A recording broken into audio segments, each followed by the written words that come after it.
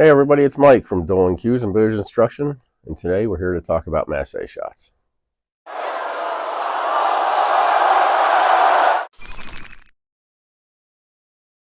So the first thing we want to talk about when we talk about executing practical Masses is the English that we're going to use. So if we take a look at this cue ball, we need to understand where center is so that we can hit left or right English, top or bottom English, right?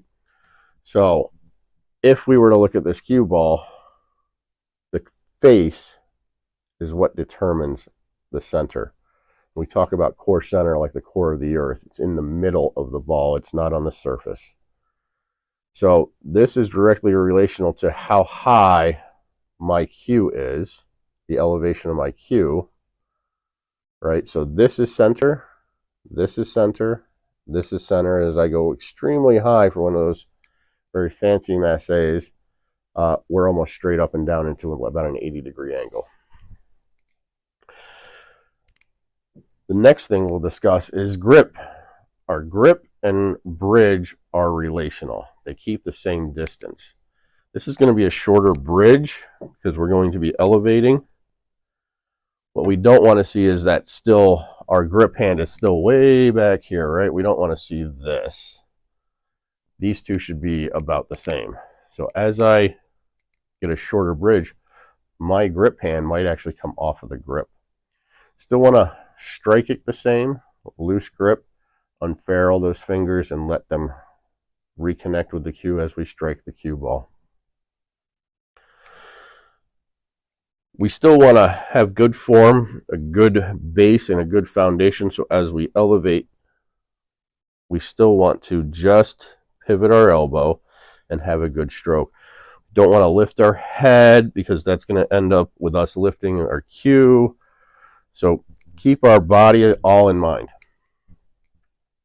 So let's talk about speed, spin, and aim.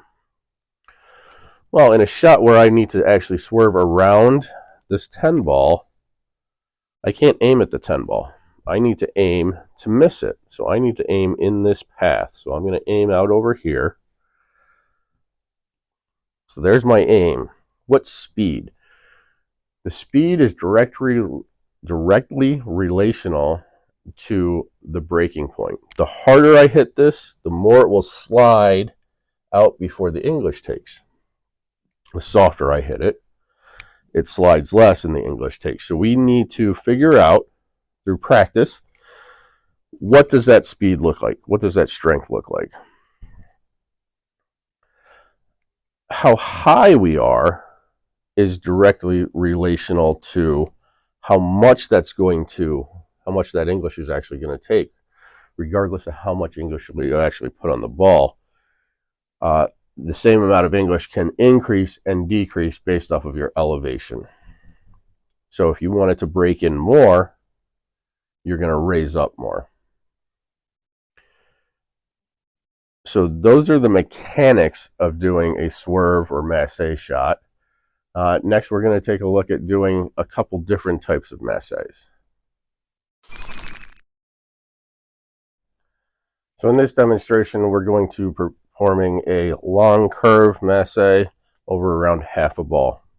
So we're not going to have to elevate a great deal because we're not going to need to curve that in too much. We need to hit this with enough speed to get past the 4 before that slide stops and the English takes on. And we're going to be hitting this with right English. So half a ball. My aiming point is about that diamond. So I'm just going to come forward at that diamond.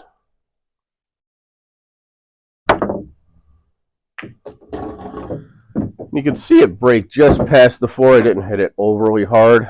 I actually could have backed off some of the elevation so that it didn't curve in quite as much. Next, we're going to work with a full ball masse. So for this demonstration, we're going to be still doing a long curve, but it's going to be around a full ball. So what changes from a half ball? Definitely my aiming point. I need to aim further out. my elevation will increase because I need it to curve in more. The amount of English I use really won't, because it's still, I just need to turn it into that direction. My strength will increase a little bit due to the elevation of the cue. So let's see what that looks like.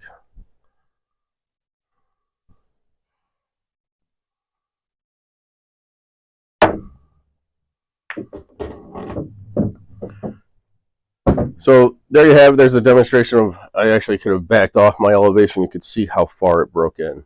But that's a demonstration of a long ball, long curve, full bulk Masse. So in this segment, we'll talk about what does it mean when the ball does this? What did I do if I'm unsuccessful? So we'll go back to about a half ball hit, half ball curve, and we'll try to execute this successfully to begin with. So elevate 45 degrees. I'm aimed out to about that diamond. So what did I do there? Too high of an elevation. So let's drop that down, because it broke at a good point. So let's drop that down. So 40 degrees. What did I do there? It never broke. Not until just before the rail. So really that was just too hard. So I'll have to lighten it up a little. And I've already reduced my elevation. Well, what happened there? It broke too soon. I slowed my stroke way down. So now I've gotten a feeling of, okay, I know how hard to hit this. Reduce my elevation. I think I got all this now. Let's try it.